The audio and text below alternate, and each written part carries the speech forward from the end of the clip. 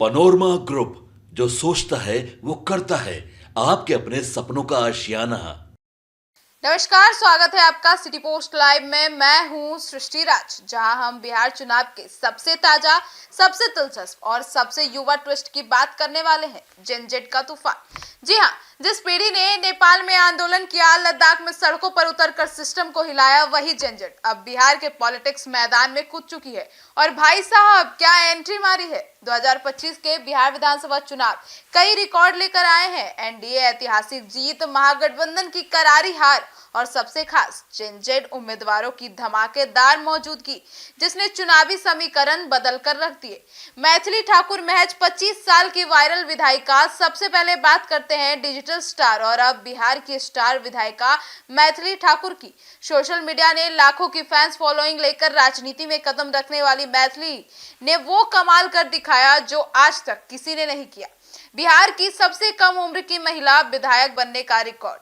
दरभंगा की अलीनगर सीट, पहले विवाद फिर विरोध, लेकिन जैसे जैसे प्रचार आगे बढ़ा, माहौल बदल गया। मैथिली की लोकप्रियता का डिजिटल तूफान जमीन पर उतर आया। मतों की गिनती में उतार चढ़ाव, लेकिन आखिर में 11,730 वोटों से शानदार जीत। मैथिली ठाकुर बीजेपी से उम्मीदवार थी। 84,915 वोट उनको मिले। और दूसरे नंबर पे आए विनोद मिश्रा, जो आरजेडी के उम्मीदवार हैं। 73,185 वोट उनको मिले। ये जीत सिर्फ संख्या नहीं, ट्रेंड थी। सोशल मीडिया फॉलोइंग अब सिर्फ लाइक्स नहीं, वोट भी दिलाती है। रवीना कुशवाहा राजनीतिक विरासत भी बचा ना सकी सीट। जी हाँ, दूसरी जेनजेड उम्मीदवार हैं 27 वर्षीय रवीना कुशवाहा, जिन्हें जदयू ने विभूति नगर से मैदान में उतारा। राजनीतिक परिवार, पति राम बालक कुशवाहा कई बार विधायक, लेकिन चुनाव में पारिवारिक पहचान से ज्यादा मायने रखती है जमीन की पकड़। रवीना ने शुरुआत में बढ़त बनाई, पर सीपीआईएम के अजय कुमार ने समीकरण पलट दिया।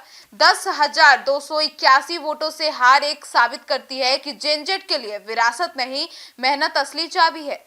शिवानी शुक्ला बाहुबली पिता की काम नहीं आए। जी हाँ, वैशाली की लालगंज सीट पर उतरी 27 वर्षीय शिवानी शुक्ला आरजेडी की चर्चित उम्मीदवार थी।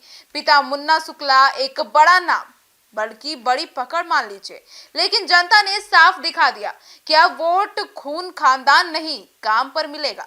शिवानी को 32,167 वोटों से हार हो गई। उनकी बढ़िया शिक्षा, लाइट्स यूनिवर्सिटी बेंगलुरु भी वोटों में तब्दील नहीं हो सकी। यह चुनावी साबित करता है कि डिग्री से नहीं, डिलीवरी से मिलती है जीत। जी हाँ, दीपू यादव बिहार चुनाव का सबसे कांटेदार मुकाबला। जेनजेड उम्मीदवार में सबसे रोमांचक कहानी 28 वर्षीय दीपू यादव की है। भोजपुरी के संदेश सीट, परिवार की पैतृक सीट। बाप, माँ, चाचा सभी विधायक रह चुके हैं। लगा कि जीत औपचारिक होगी, लेकिन चुनाव ने करवट ली और दीपू हार गए। वो भी कितना, सिर्फ 27 वोटों से। जी हाँ, जदयू को 80,598 वोट मिले, वहीं आरजेडी को 80,571 वोट मिले। ये थी 2025 बिहार चुनाव की सबसे छोटी हार जीत का अंतर। 19 की उम्र वालों का दुर्भाग्य, 30 की उम्र वालों का जलवा। जी हाँ, बिहार दिलचस्प आंकड़ा सामने आया है।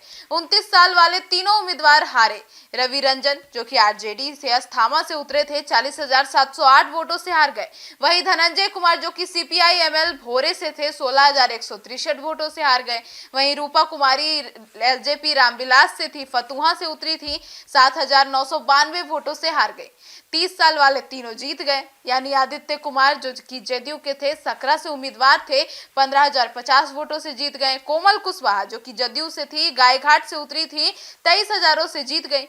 और राकेश रंजन, जो बीजेपी से थे, शाहपुर से थे, उन्होंने 15,225 सीटों से जीत हासिल की। यानी बिहार की जनता ने 2025 में साफ संदेश दिया, जेनजेड ठीक है, पर थोड़ा परिपक्वता भी जरूरी है। जेनजेड की एंट्री सिर्फ शुरुआत है। यह चुनाव केवल नंबरों की कहानी नहीं, एक संदेश है। बिहार की राजनीति बदल रही है। मैथिली ठाकुर जैसे युवा चेहरों ने दरवाजे खोल दिए हैं। युवाओं का कंटेंट, कनेक्शन और करिश्मा अब वोटों में बदल रहा है।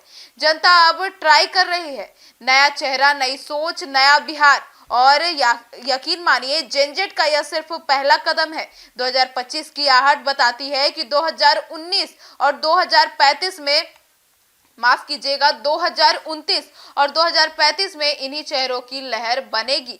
अब आपकी क्या राय है जनजेट को लेकर और इस बार चुनाव में जनजेट के नतीजों को लेकर? राय कमेंट सेक्शन में जरूर रखिएगा। धन्यवाद।